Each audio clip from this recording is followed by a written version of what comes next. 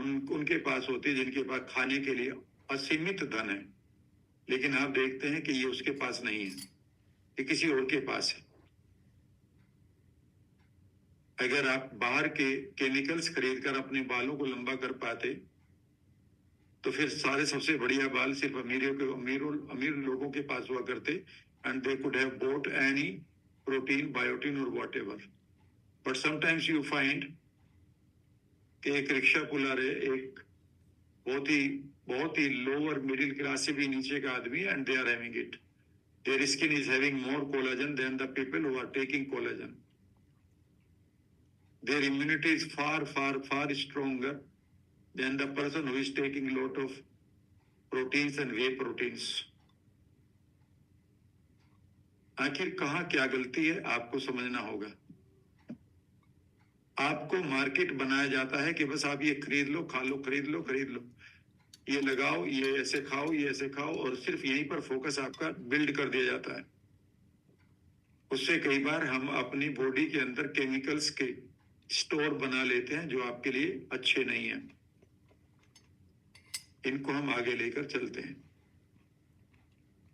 तो लॉन्जिविटी कहां से पर आएगी, कितनी चीजों को ठीक करना पड़ेगा, तो हम बात करेंगे अब लॉन्जिविटी।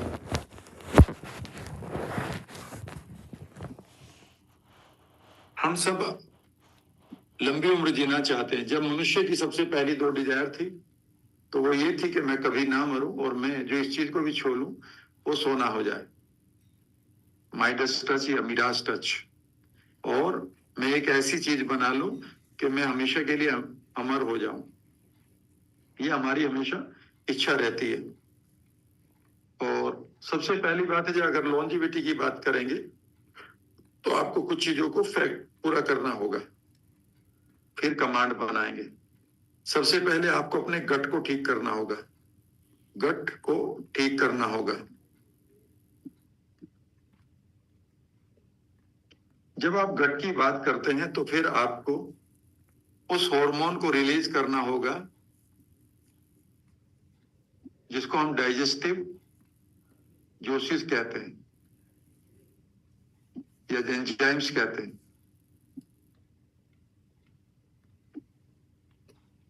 आपको ये भी करना होगा कि आपके पास जो गट होता है, जो आंतें होती हैं, उनमें एक लाइनिंग होती है यहाँ पर। इस लाइनिंग की खास बात ये होती है कि ये आपके गट में जो खाना है ऐसे, उसमें बहुत सारा विष है, बेकार की चीज है। ये गट लाइनिंग ये काम करती है कि इस विष को आपके हाथों से ब्लड में नहीं जाने देती। लेकिन कई बार ये गट लाइनिंग खराब हो जाती है, उसमें खाने का भी रोल है और स्ट्रेस का भी, और इसमें छेद हो जाते हैं इस लाइनिंग में। और ये लाइनिंग टोटल इसका कितना सरफेस है, डू यू नो? एक 1800-2000 स्क्वायर फीट का जो 3 BHK रूम होता है, उसका जितना सरफेस को अगर हम कवर करें तो इतनी आपके हाथों में लाइनिंग का सरफेस है। और 1 mm को अगर आप 1 लाख से भाग दें तो ये इतनी मोटी है, यानी कि इसकी कोई मोटा, लेकिन इसके अंदर क्या इंटेलिजेंस है कि ये उन चीजों को ही आपके ब्लड में जाने देगी जो अच्छी है। यानी कि एक पूरी की पूरी लाइनिंग वहां पर आपका एक ब्रेन रखा हुआ है। लेकिन इसमें अगर छेद आपने कर दिए तो फिर ये अपना फिल्टर लगाना बंद कर देती हैं, और आपका जो विष है खाने का वो आपके हाथों के थ्रू आपके ब्लड में चला जाता है। यहां से आपके 99% जितनी भी एलर्जीज है, ऑटो इम्यून डिजीज है, डायबिटीज है, मोटापा है, आपकी स्किन की जितनी भी डिजीज है, सब यहीं से आती है। लीकी गट इसका नाम है, आप मेरी कभी वीडियो देख लीजिएगा। लीकी गट 27 उसके ऊपर लाख व्यू है। Leaky gut LEAKY।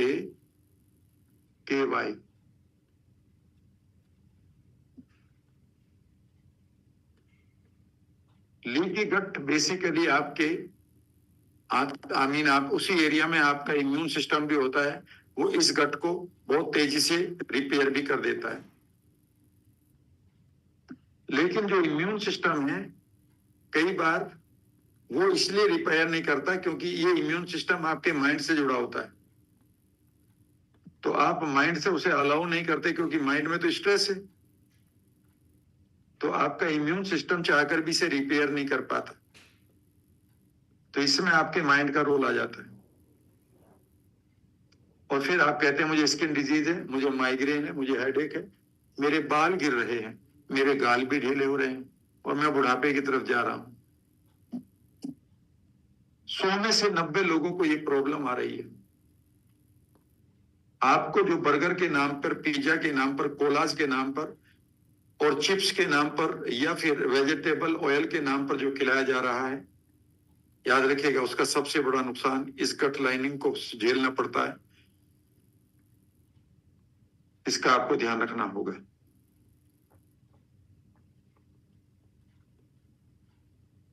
दूसरी चीज, इसके आगे बढ़ते हैं, आपको सीबो को समझना होगा।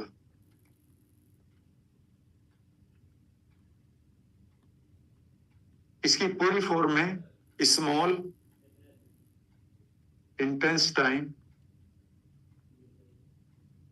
इंटेस्टाइनल बैक्टीरियल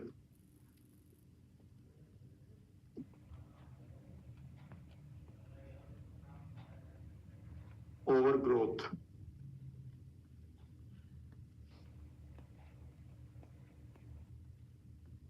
ये सबसे बड़ी बीमारी है और almost every Indian is suffering from it, including the children.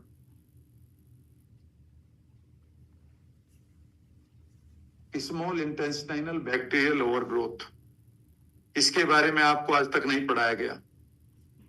बस सब लोग आपको पढ़ाते हैं ये चूरन खा लिया करो, ये एनिमा ले लिया करो, ये शरबत पी लिया करो, और इस तरह से आप परगेटिव और लग्जेटिव खाकर सारे ओवरग्रोथ का खतरनाक कॉम्बिनेशन क्रिएट कर चुके हो। इसका मीनिंग ये होता है कि हमारे आंतों में, स्मॉल इंटेस्टाइन में 80% फ्रेंडली बैक्टीरिया है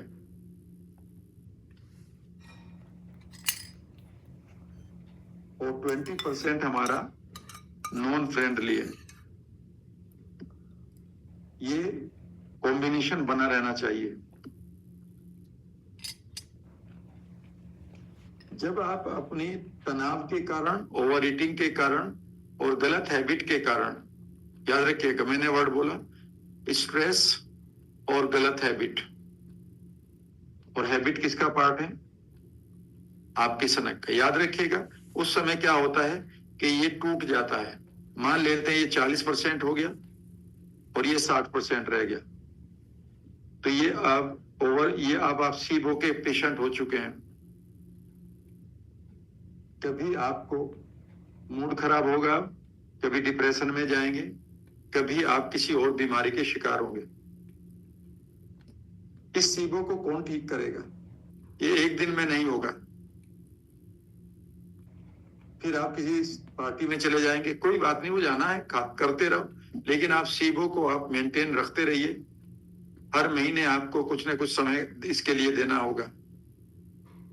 जब भी ये सीबो खराब होगा तो पहली चीज समझ लीजिएगा, आपको एक चीज अच्छी लगेगी, इसका सिम्टम मैं बता देता हूं। बीमारी तो इसकी सारी यही है। सिम्टम इसका यह है कि आपको शुगर बहुत अच्छी लगेगी, शुगर की क्रेविंग आपको बहुत लगेगी, क्योंकि ये जो आपकी शुगर खाने का मन नहीं कर रहा, ये जो 60% ये जो बैड बैक्टीरिया पड़े हैं, इनकी डोज ही शुगर है। ठीक है ना? और मिठाई देखते ही आपको खाने का मन करेगा। तो यहां पर आपको एक ऐसा ट्रेनर चाहिए जो आपकी शुगर की क्रेविंग को एनएलपी से, न्यूरोप्लास्टिसिटी से ठीक करे, बातों बातों में ठीक करे, आपको उस पर एफर्ट न करना पड़े, और आपको इस तरह से रिलैक्स करवाए कि आपका सीबो एक बार ठीक हो जाए। तो ही आपकी उम्र लंबी होगी। पहले तो ये पूछ लो, कितने लोगों को सचमुच में लंबी उम्र अच्छी लगेगी? जीना चाहते हो? अगर नहीं जिए, बुरा क्या मानना, तो काहे के लिए ये मेरा स्टूडियो और काहे के लिए मेरे फैन किस काम आएंगे? काहे की मेरी कार और काहे की ये क्या कहते हैं शर्ट, काहे का ये मोबाइल, ये कब कब मीनिंगफुल है? जब आप जिंदा है, नहीं जब आप बढ़िया जवानी के रूप में जिंदा है। मैं अभी एक फिजियोथेरेपिस्ट के बैठा था, शायद मैंने बताया था आपको।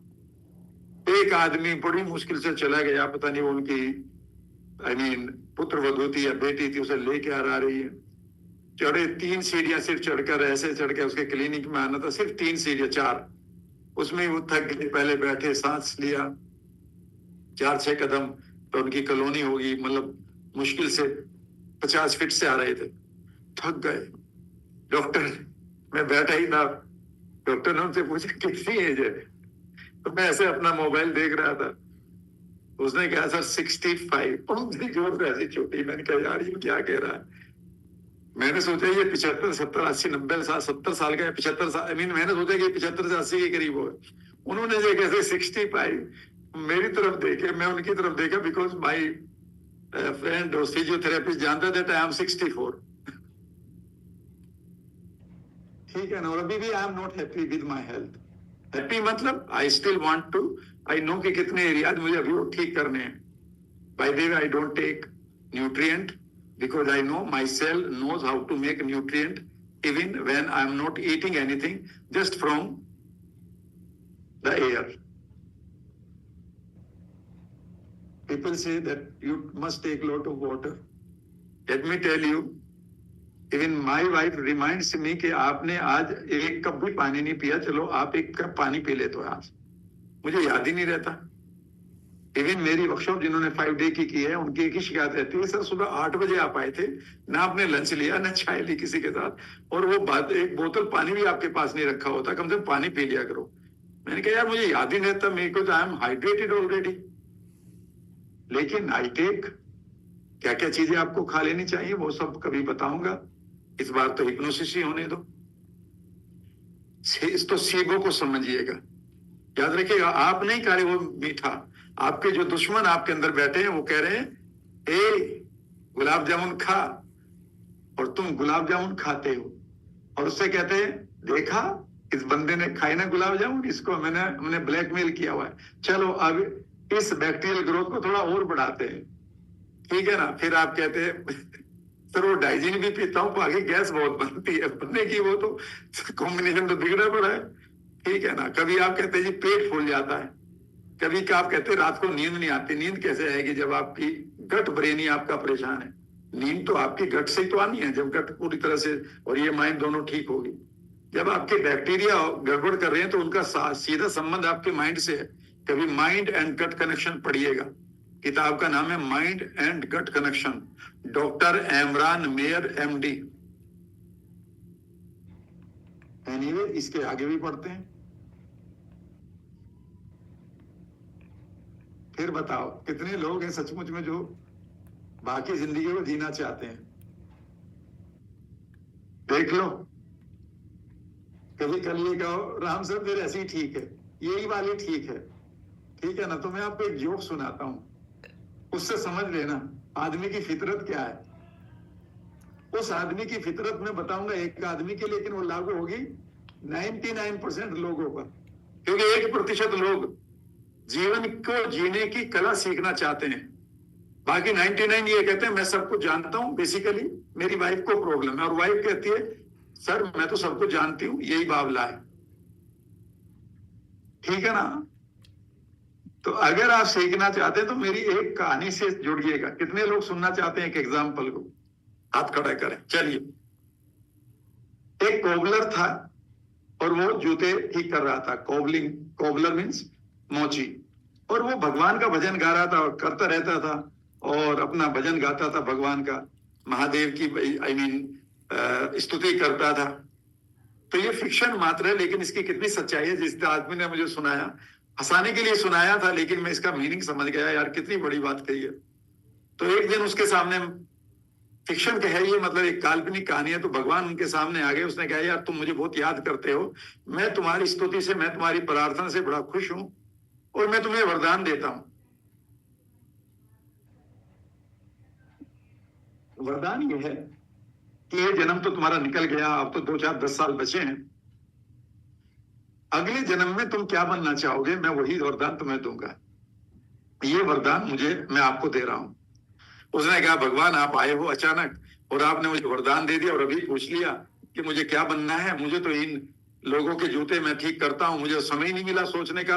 मुझे कम से कम 1 वीक का समय दो। भगवान ने कहा, भाई आप ले लो 1 वीक का समय, 1 हफ्ते बाद मैं आऊंगा, बताना जरूर पड़ेगा, क्योंकि तय अभी आपकी डेस्टिनी, मैं ब्रह्म हूं और मुझे लिखनी पड़ेगी आपकी। उसने कहा, जी ठीक है 1 हफ्ते बाद आ जाना। तो कहते हैं कि जी बादशाह के पास गया। उसने कहा, सर मुझे, मेरे पास एक चॉइस है बादशाह बनने की, क्या मैं बन जाऊं? उसने कहा, अरे बड़ी परेशानी है, कभी इस देश का राजा, कभी उस देश का बादशाह, हमें तो परेशान ही रखता है, मुझे तो नींद नहीं आती, कहने का ही बादशाह हूं, बाकी तो मेरे पास कुछ नहीं है। उसने कहा, जी मैं क्या बनूं? उसने कहा, नीचे वाले राजा बन जा। अब राजा ने कहा, सर मेरी तो बड़ी परेशानी है, बादशाह परेशान करता है, नीचे लोग टैक्स नहीं देते, सर मैं क्या बनूं? तो उसने कहा, भाई तू बिजनेसमैन बन जा। तो बिजनेसमैन के पास गया। उसने कहा, कभी जीएसटी लग जाती है, कभी नोटबंदी बंद कर देते हैं मोदी जी, तो मत करो काम। उसने कहा, भाई मैं कहाँ जाऊं? कहता, किसान के पास चला जा, उससे पूछ ले कि क्या मैं किसान बन जाऊं? किसान ने कहा, गन्ने का पेमेंट तो हो नहीं रहा, फसलें सूख जाती हैं, कभी पैसा तो आता ही नहीं है, जीवन भर ऐसे ही कट जाता है, फिर मैं कहाँ जाऊं? उसने कहा, भाई आईटी वाले आजकल बड़ी नौकरी मिल रही है, उनके पास चले जाओ।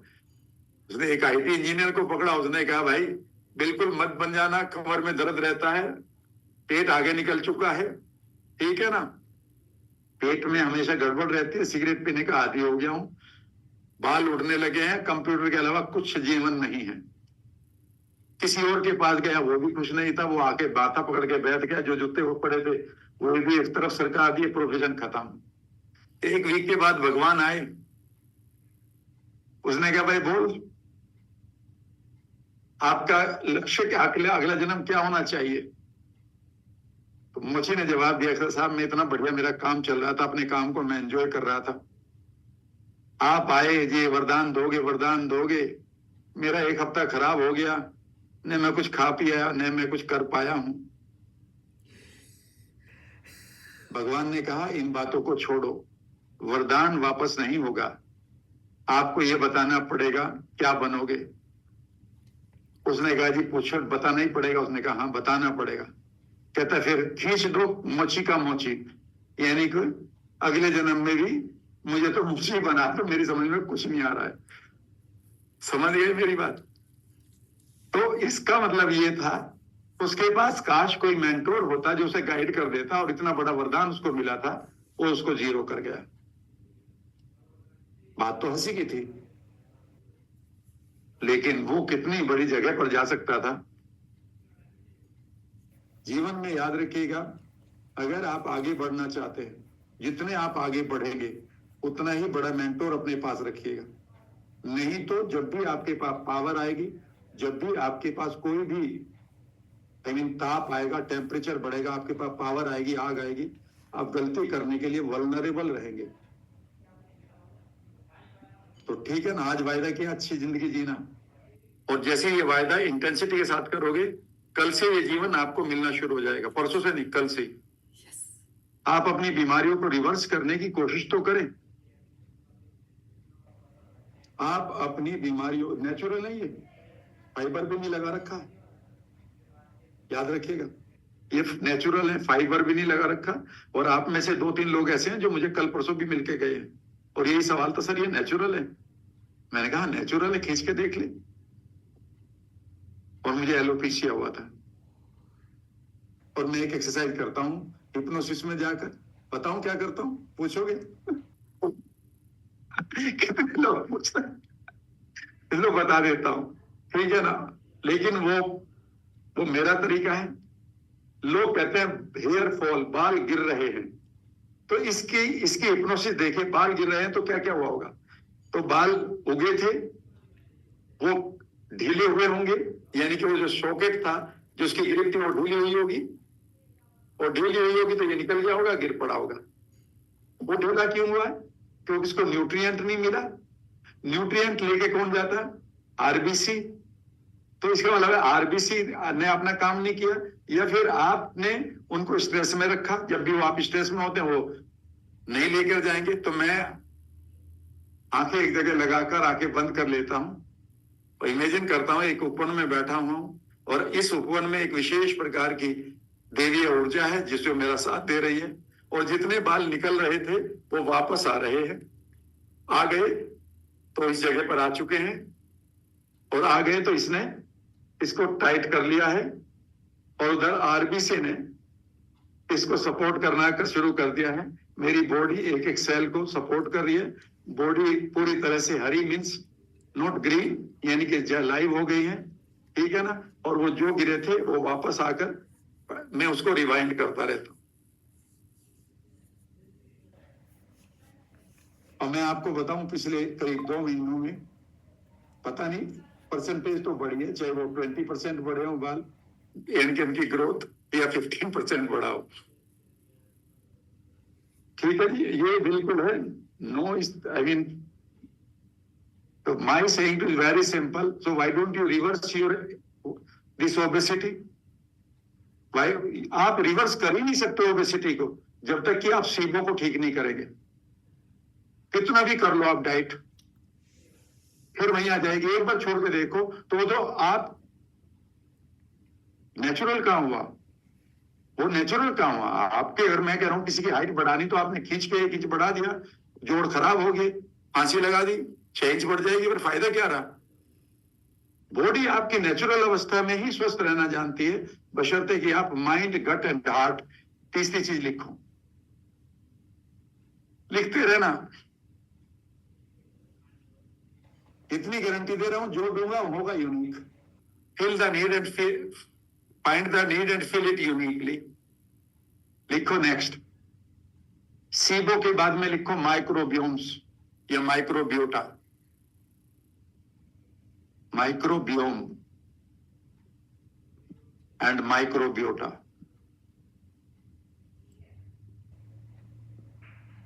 माइक्रोबियोटा दोनों एक ही बात है शायद। आप इन्हें हिंदी में समझिए, सिंपल लैंग्वेज में।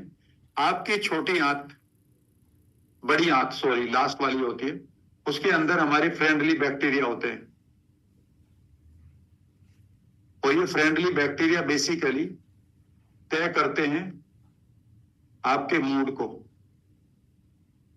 तय करते हैं आपके डाइजेशन को। सीबो के बाद ये भी करते हैं, ये तय करते हैं आपके सीरोटोनिन को। सीरोटोनिन 95% जो हैप्पीनेस केमिकल है वो यहीं से निकलता है। अगर आप पैसा कमाना चाहते हैं तो 95% केमिकल अगर नहीं निकल रहा तो याद रखिएगा आप पेट की वजह से गरीब हैं, स्किल की वजह से नहीं। लेकिन कोई नहीं बताएगा, यही तय करते हैं आपकी इम्यूनिटी को।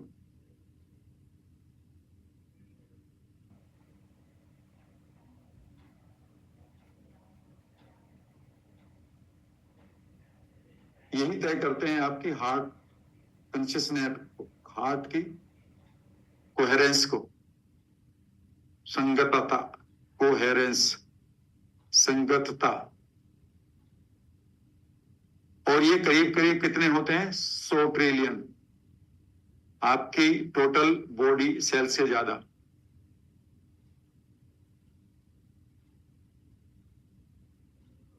और कृपया इन्हें बर्बाद करने की ना सोचें। ये म्यूकस फॉर्म में अवेलेबल होते हैं आपकी आंत में।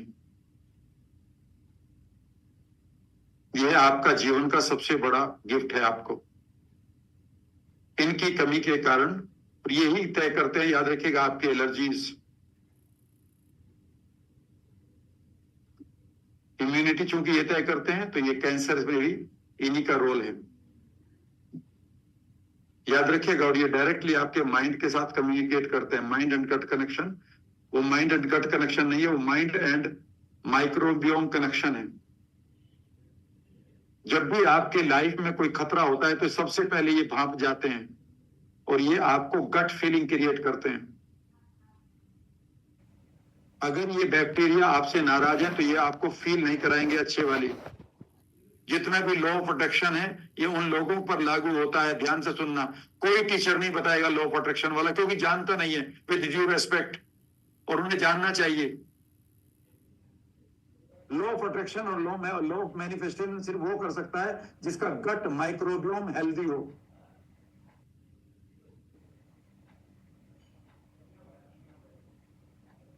नहीं तो आपको गट फीलिंग नहीं आएगी, और गट फीलिंग आपकी सफलता की, आपको बचाने की, आपके खतरे को पार अलग करने की सबसे बड़ी आपके पास शक्ति है।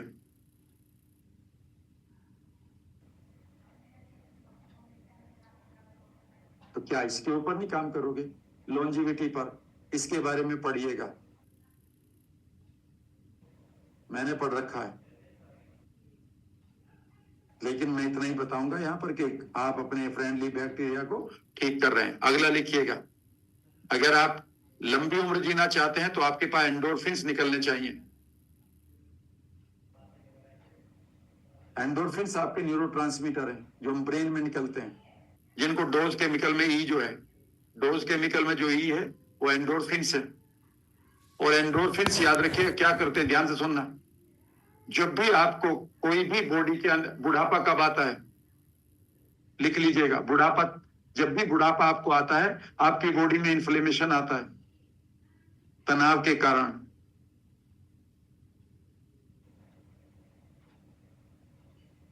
और इस इन्फ्लेमेशन को ठीक करने के लिए एंडोर्फिन्स बने हैं। तो आपने उधर तो इन्फ्लेमेशन कर दिया और तनाव आते एंडोर्फिन बंद हो गया। इसलिए फिर हमें एंटी इन्फ्लेमेटरी ड्रग दी जाती है डॉक्टर्स के द्वारा। आप एंडोर्फिन क्यों नहीं रिलीज कर रहे हैं? दूसरा है आपका डोपामिन। डोपामिन बेसिकली आपके लक्ष्यों को, जो लंबी उम्र के जो लक्ष्य हैं, लॉन्ग एज के जो एक बेनिफिट है, रिवार्ड्स हैं। जब मैंने कहा कितने लोग जीना चाहते हैं, और फिर अगला वर्ड था मेरा, कितने लोग मेरे साथ घूमने चलना चाहते हैं देश विदेश में, वो जो हाथ उठा था उस समय आपके एक मोमेंट में ही डोपामिन रिलीज हुआ था। पैसा कमाने में डोपामिन रिलीज नहीं होता। पैसे को खर्च कहां करोगे, इसका आनंद आपको डोपामिन निकालने में हेल्प करता है, जिसकी कमी से लोगों को डिप्रेशन होता है। फिर आपको बाहर से डोपामिन दिया जाता है। याद रखिएगा, ये लॉन्ग एज के लिए ये बहुत इंपॉर्टेंट है, जिसके लिए गोल्स और उनको गोल्स का जो एक्साइटमेंट है वो जरूरी है। तीसरा केमिकल आपको निकालना पड़ेगा, एक हो गया, दो हो गया, तीसरा निकालना पड़ेगा आपको, मेलाटोनिन। मेलाटोनिन आपके पिनियल ग्लैंड से निकलता है, जिसको थर्ड आई कहते हैं। लिखते रहिएगा, आज दुनिया का सबसे बड़ा कोर्स है ये। भाई देवी, मैं बताना चाहता हूं, मैं 2 लोगों को हील कर रहा हूं इस पर। सो आपका मेलाटोनिन रिलीज होना चाहिए। मेलाटोनिन आपके 2 काम करता है। Number 1, sleep and heal, sleep and heal. और दूसरा ये काम करता है आपकी स्पिरिचुअलिटी के लिए। स्पिरिचुअलिटी का केमिकल माना जाता है, यानी कि ये आपको इंट्यूजन देता है। इंट्यूशन, आपको आभास होने लगता है, यानी कि आप एक देवीय शक्ति के जब मालिक बनते हैं तो वो मेलाटोनिन की वजह से बनता है। और इस मेलाटोनिन को ठीक करने के लिए आपका स्ट्रेस लेवल ठीक होना चाहिए, जहां पर न्यूरोप्लास्टिसिटी, हिप्नोसिस और एनएलपी काम करती है।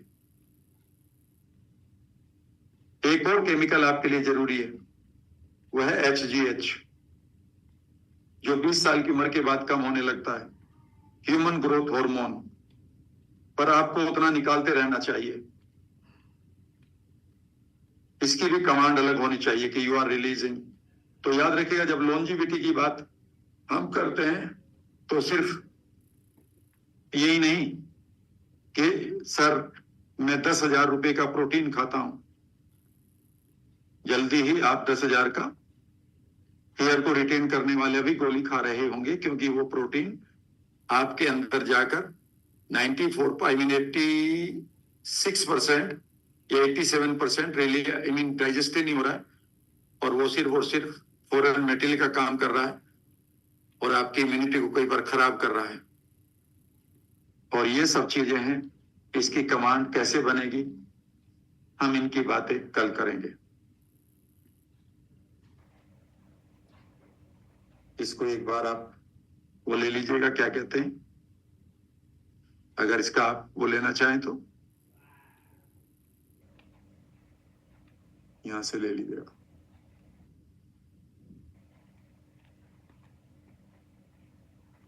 HGH को निकालने के लिए एक्सरसाइज की जाती है,